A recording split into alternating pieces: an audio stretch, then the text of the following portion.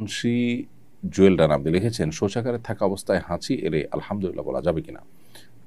আমরা শৌচাগারে থাকা অবস্থায়, টয়লেটে থাকা অবস্থায় হাঁচি আসলে মুখে উচ্চারণ করে আলহামদুলিল্লাহ বলা অনুচিত হবে, যেহেতু আলহামদুলিল্লাহর মধ্যে আল্লাহর নামটি রয়েছে এবং আল্লাহর নাম এর জিকির এরকম নাপাক নোংরা জায়গাতে, অপবিত্র জায়গাতে এটা মুখে উচ্চারণ করা অনুচিত এবং এটাকে মাকরুহ বলেছেন ফুকাহায়ে কেরাম। সেজন্য মুখে উচ্চারণ না করে মনে মনে আমরা আলহামদুলিল্লাহ বলবো।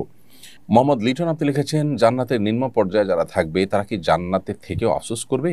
কথাটা কতটা সত্য? খুবই দরকারি এবং প্রয়োজনীয় একটি প্রশ্ন। লোকমুখে বহুল প্রচলিত আছে যে যারা জান্নাতে যাবেন তাদেরকে আল্লাহ তাআলা যে জান্নাত দিবেন, তিনি যে স্তরের জান্নাতি, তার চাইতে উঁচু স্তরের জান্নাতের দিকে তাকিয়ে তিনি সবসময় আফসোস করবেন যে আমি কেন উঁচু স্তরের জান্নাতি হতে পারলাম না।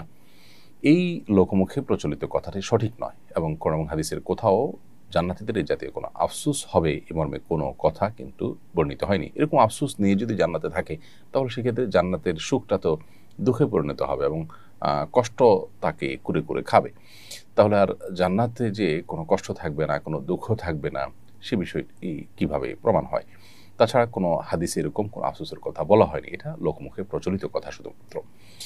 অতএব জান্নাতীরা নিজের অবস্থান নিয়ে তার চাইতে উঁচু স্তরের জান্নাতের দিকে তাকিয়ে আফসোস করার কথাটা সঠিক নয়। তবে একটা হাদিস তাবরানীতে মুআয ইবনে জাবাল রাদিয়াল্লাহু আনহু থেকে বর্ণিত আছে যে নবী করিম সাল্লাল্লাহু আলাইহি ওয়াসাল্লাম বলেছেন, জান্নাতীরা একটা আফসোস করবে, সেটা হলো যে তার জীবদ্দশায় পৃথিবীতে থাকাকালীন সময়, বেঁচে থাকাকালীন সময়ে যে সময়গুলো আল্লাহর জিকির ছাড়া কেটেছে, সেই সময়গুলো নিয়ে তাদের আফসোস হবে কিছুটা।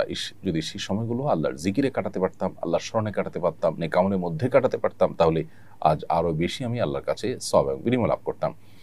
তো এই যে আফসোস হবে, এই আফসোস বলতে শুধুমাত্র দুনিয়াতে আল্লাহর জিকিরের বাইরে থাকা সময়গুলো নিয়ে তাদের একটু আফসোস থাকবে, এটুকু এ হাদিস থেকে বোঝা যায়। যদিও এ হাদিসের সনদ নিয়ে ফুকাহায়ে কেরামের ভিন্নমত আছে, কেউ এটাকে সহিহ বলেছেন, কেউ সহিহ বলেননি।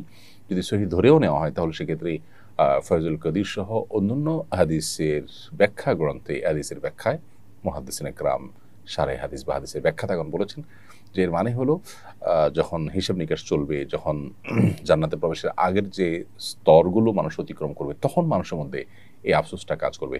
জান্নাতে প্রবেশের পর আর আসলে কোনো আফসোস দুঃখবোধ থাকবে না, কারণ দুঃখবোধ বা আফসোস থাকলে জান্নাতে যে নিরঙ্কুশ সুখ শান্তির কথা আল্লাহ তাআলা আমাদেরকে জানিয়েছেন সেটা কিভাবে বাস্তবায়িত হবে। বিধায় জান্নাতীদের মধ্যে কোনো আফসোস থাকবে না, এটি হলো সঠিক কথা।